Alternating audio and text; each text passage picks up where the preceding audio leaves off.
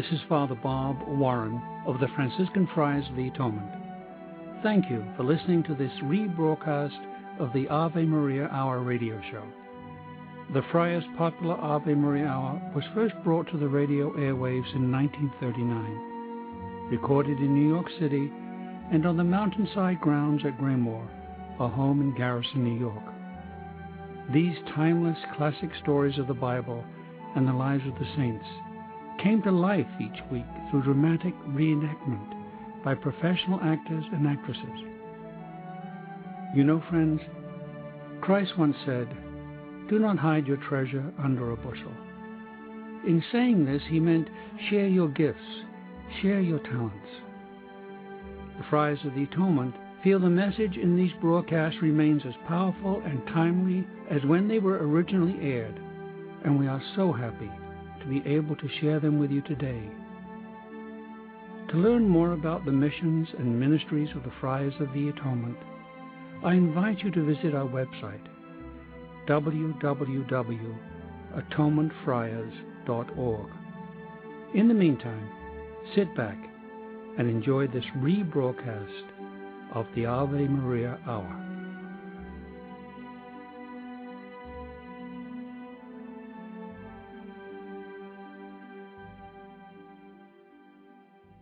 The first station of the cross. Jesus is condemned to death.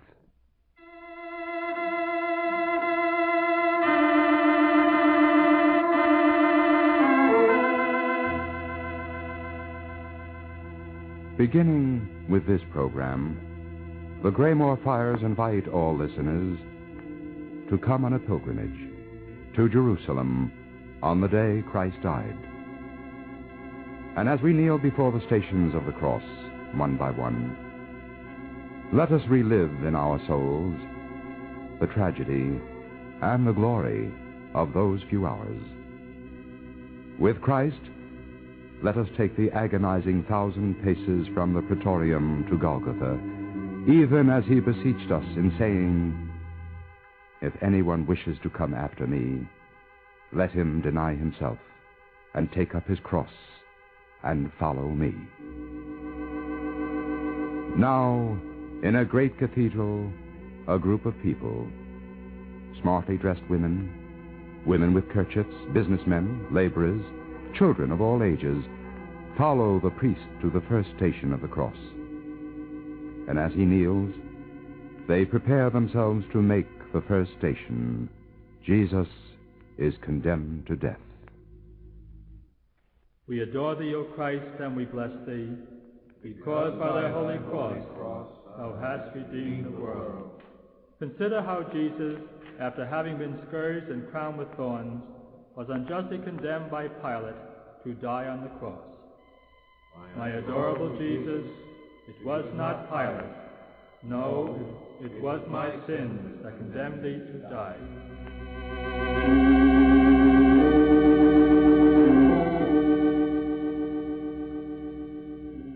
It is the dawn of a new day in Jerusalem, as we moderns reckon time, and the city awakened and became busy. It was a special day in Jerusalem, because when the sun set, it would be the Sabbath and the start of the Passover. And this Passover was expected to be different from all others. For Jesus, who many believed to be the Messiah, had come to the city and had castigated the priests and had threatened to tear down the temple and rebuild it in 3 days. And it was an anxious day for prisoners, for it was the custom at the feast of the Passover for the Roman procurator to pardon one of them. Barabbas. Barabbas! What is it, Dismas? I thought I heard the cock crow. You wakened me to tell me that. Oh, I'm sorry, Barabbas. I didn't know you were asleep. I wanted to be sure I heard it. I was asleep. Oh, perhaps I didn't hear it. What difference does it make to us? You're not interested in the time. When in prison, it's best not to think of it. It's daylight, as you can see from the window. But what time of day? Why's time so important now? Before this cell's dark again, we'll be dead, along with Cestus. Shall I awaken him? Nah, let him sleep. So few hours to live. That's why I ask about the time. Go back to sleep. They'll kick us out of our slumber when they come for us. How can you say that? Does death mean so little to you? In my trade, one expects death when caught.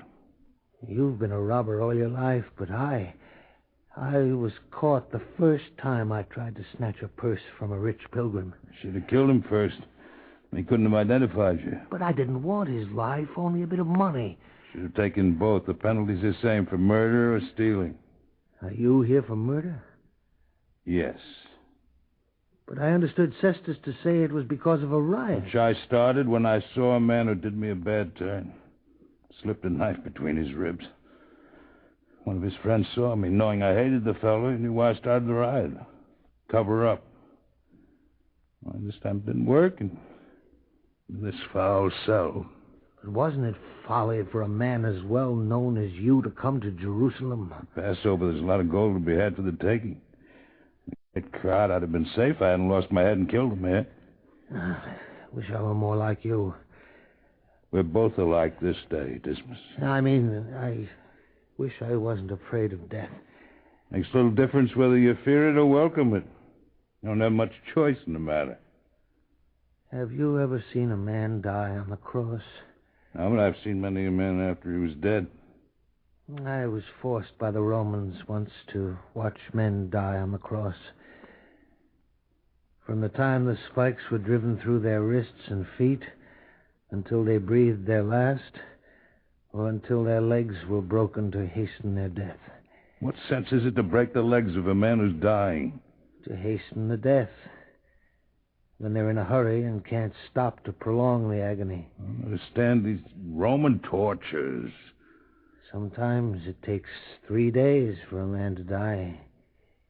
3 days? To die? For a strong man such as you. Man bleeds to death very quickly. When the executioner knows his business, there's little bleeding. That would be a merciful death. How can that be when spikes are driven? The executioner seeks out a hollow spot in the wrist where the lifeline ends. The spikes driven between the bones of the forearm with care taken not to sever an artery. The Roman executioner is an expert. He never bungles. Then the feet are nailed to the cross so that the knees are slightly extended. All with a purpose, Barabbas. What's the purpose? When a man's hanging with the weight on his wrists, he finds he cannot let air out of his lungs. He has to push up his legs using the spike through his feet as a lever in order to expel the air. The pain in his feet becomes unbearable, and he bends his knees and shortly has to repeat the action again in order to breathe. No, Barabbas, the crucified does not bleed to death. He fights for air until exhausted and then suffocates. I understand why you're anxious about the time. Wish now you hadn't told me. That must be the guard change. Lift me up to the window. Hang on the bars. I'll support your feet. What do you see? It's the guard. It's been changed. This is the old guard returning to barracks. It's well after dawn. Hey, wait. There's the high priest. He's going to the archway, saying something to the guard. He must be asking to see Pilate. Come down. I'm getting heavy. Something must have happened during the night for the high priest to see Pilate at this hour with the Passover about to begin. What is it, Dismas? The Passover, Barabbas. I'd forgotten all about the custom. What custom? Don't you know it's customary to free one prisoner under sentence of death? No, I never stayed for the Passover. One prisoner? One of us? We're the only prisoners under sentence. They always follow the custom? Yes. It's fixed as the stars in heaven. One of us will go free. How's the choice made? The procurator will say to the crowd, "Which man do you wish to free?" And they will shout his name. That's between you and Cestus. I'll never call out for Barabbas. Well, you do have a bad reputation. Yes, his generous custom's useless to me. Forgive me if I rejoice, Barabbas, and hope for life. You're a good fellow, Dismas. If you're selected, I'll tell you where I buried some gold, and you'll be rich. What's that? Up the window, see what's going on. Pilate's come out. He's talking to the high priest, who's pointing to someone in the mob. Now, whoever it is shoved forward. It's Jesus of Nazareth.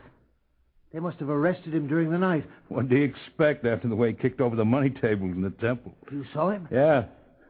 I snatched a few purses during the excitement. Quiet! Pilate's going to speak. What accusation do you bring against this man? If he were not a criminal, we should not have handed him over to you. Take him yourself and judge him according to your law. It is not lawful for us to put anyone to death.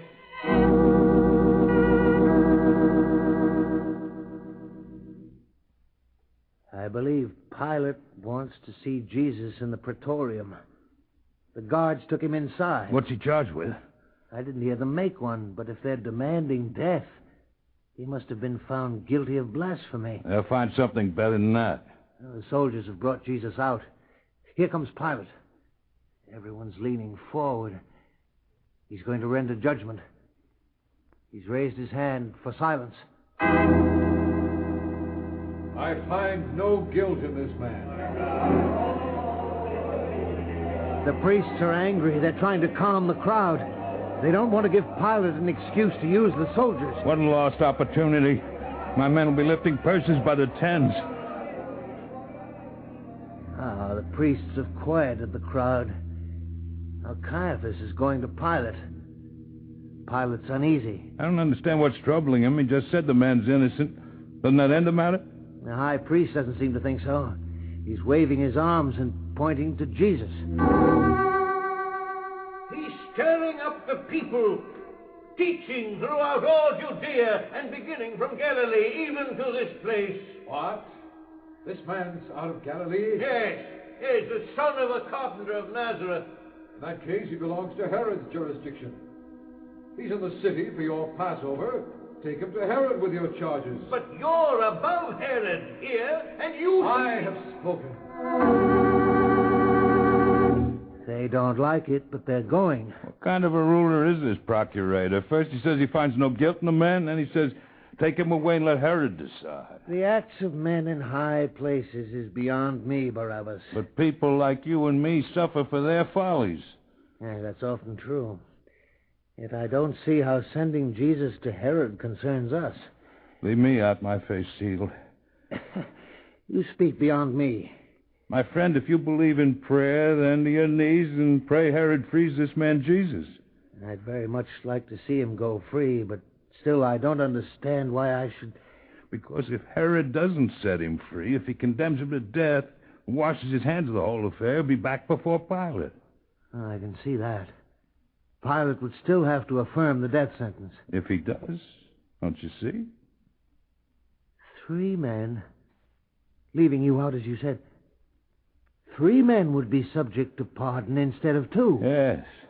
When Pilate says, which would you have me set free, Jesus, Dismas, or Cestus, which will they choose? Unless Herod frees Jesus, your chance for life is 3-1 instead of 2-1. Oh, Barabbas, I don't want to die on the cross. Cestus, wake up. Let us all pray. Barabbas, you too, pray. Pray that Jesus be set free. I told you I was out of it.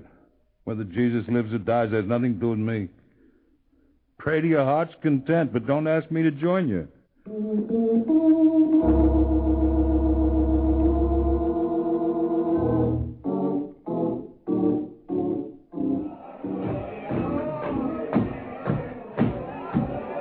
Herod sent him back, dressed in a red cloak as if he were a king in Judea. What's it mean? Did Herod set him free? Oh, we'll know in a second. Pilate's motioned to the priests to step forward. You brought before me this man as one who perverts the people. But upon examining him in your presence, I've found no guilt in this man as touching those things of which you accuse him. Neither has Herod, for he sends him back to us. It's evident nothing deserving death has been committed by him. He has blasphemed. He claims to be king of the Jews, and well, you know, Caesar is our king. He stirs up the people and disturbs the peace. High priest, it's the custom at this time to release a prisoner, the choice to be made by the people. Which would you have me release? Barabbas or Jesus? What's that? Did he call out my name? Yes. Yes? Barabbas, you said they would never free you. What can it mean? It's a trick by Pilate. He doesn't want to condemn the man, so he offers him a choice, knowing they'll release Jesus rather than a criminal like me. Release Barabbas! Barabbas!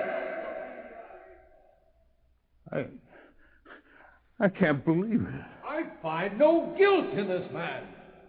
Therefore, do you wish me to release to you Barabbas the murderer, or Jesus who is called Christ? Barabbas! Follow the law! Release Barabbas! Everyone's shouting for you. My friends are in the crowd. I hear them as a chorus. Pilate's taken aback. He didn't expect this. You're the lucky one after all, Barabbas. What's Pilate doing? What then am I to do with Jesus who is called Christ? Let him be crucified!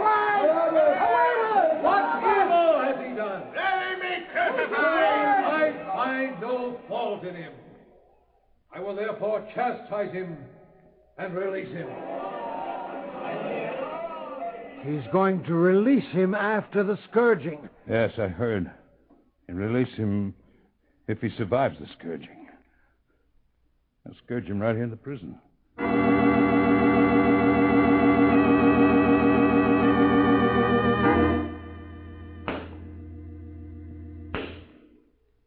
When will they stop? I can't bear to look anymore.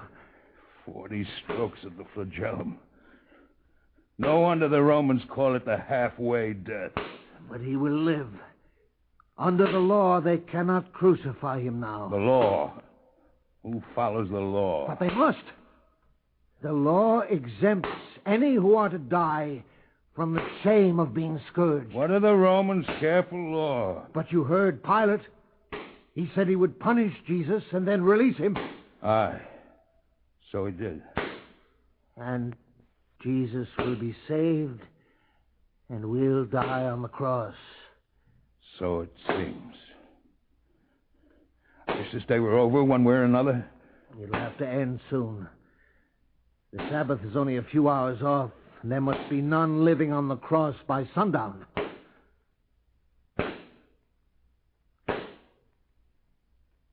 They finished. Up to the window, see what's happening. Yeah. What? What is it? He can hardly stand on his feet. His flesh trembles with pain. The soldiers have dressed him as a king. They've woven a crown of thorns for his head and placed a reed in his hand for a scepter. Many of the men turn away. They can't bear to look. Even Pilate looks at him with pity. He's coming forward. He takes Jesus by the arm and holds it up. Behold the man. Crucify him! To the cross! To the cross! Take him yourself and crucify him, for I find no guilt in him. How much longer will he blow hot and cold? Let one die or let one live, but end it! End it! End it! We have a law.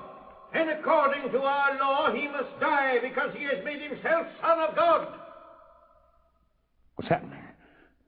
Why is it so quiet? Pilate is speaking to Jesus, but I can't hear. Caiaphas leaves the group and approaches Pilate. He's much calmer now. He even bows to Pilate. If thou release this man, thou art no friend of Caesar. So that's the tune. First it was blasphemy, now it's going to be treason. No high priest is needed to tell me what constitutes friendship for Caesar. Everyone who makes himself king sets himself against Caesar. Have you come before me to tell me the obvious? Now, not only has this man made himself Son of God, a blasphemy under our law, he has also made himself King of the Jews, which is treason under Roman law. Caesar is our friend. We have no king but Caesar. No, he can't. Not after the scourging. Barabbas, he signals to the tribune. He brings him a basin of water. It's finished. It's unlawful. He knows it, but he no longer cares. Man's afraid of Caesar. Sly priest played on that and got what they wanted.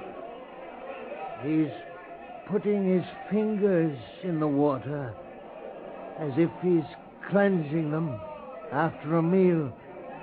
I am innocent of the blood of this just man. His blood be on us and on our children. See to it yourselves. Pilate's turning to go. Procurator. I said see to it yourself, Caiaphas. What of the other prisoners? Execute them with your king. What of Barabbas? He's ordered released, as is the custom. The centurion Marcus will attend to the details. Now proceed and be done with it. I'm saved. Saved, Dismas. I'm not going to die. Unworthy as I am, God has saved me.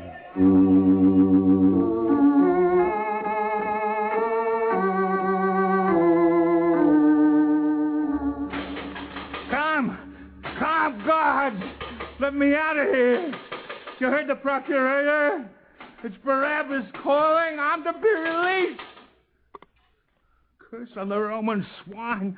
Why don't they let me out? Please. They'll be here soon enough. For you, perhaps. They can't get here soon enough for me. Don't hurry them, Barabbas. Stay with me as long as you can. Talk to me. It helps. Talk? What do you want to talk about? Anything. Whatever you wish. It's awful to sit just waiting. Bear with me a little while, Barabbas.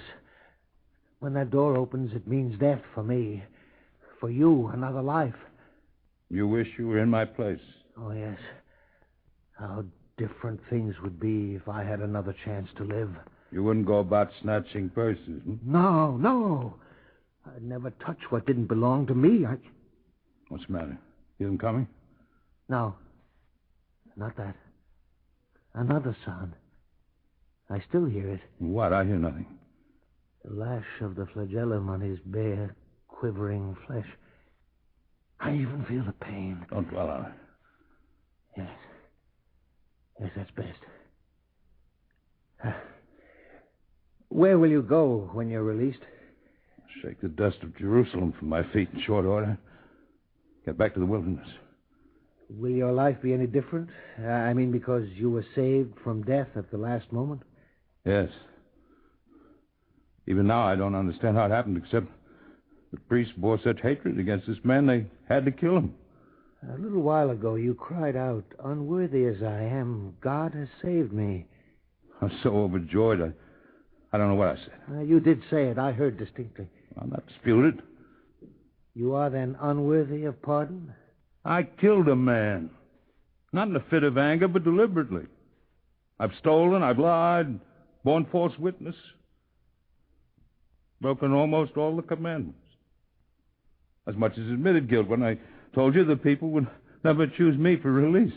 And yet they did, because Jesus was hated more than you. Yes, I suppose so. Even though he was innocent and you, by your own admission, are guilty. Yes, he's innocent. I'm guilty. You ask strange questions for a man who's about to die. They're coming for you. Barabbas, my flesh is crawling as if the whip were lashing my back. Tell me, is it possible to feel another's pain? I suppose it is. As a mother suffers when her child's hurt. Then tell me this. Is it possible for one man to suffer for another's sin? You're trying to tell me the man Jesus is taking my place on the cross? Only you can answer that.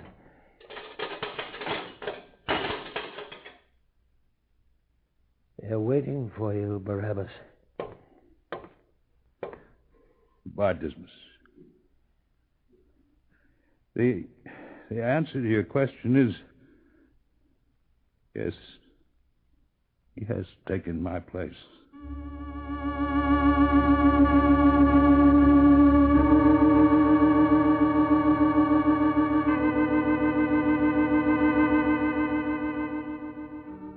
When Barabbas came from prison, he was blinded by the light. He leaned against the wall and rubbed his eyes to clear his vision. Nearby, the soldiers were kneeling in mockery before the man who had just been scourged. Barabbas was curious to see the man who was taking his place on the cross. At that moment, the man slowly raised his head, and Barabbas looked straight into the eyes of Jesus. And he knew what it was to suffer pain for another. And then Barabbas was shouldered aside by 3 soldiers dragging crosses from the storage place. And he turned to go. Near the archway, he stopped and looked back. The soldiers were preparing Jesus to carry his cross. An old saying became so alive for him that he whispered it aloud. There, but for the grace of God, go I.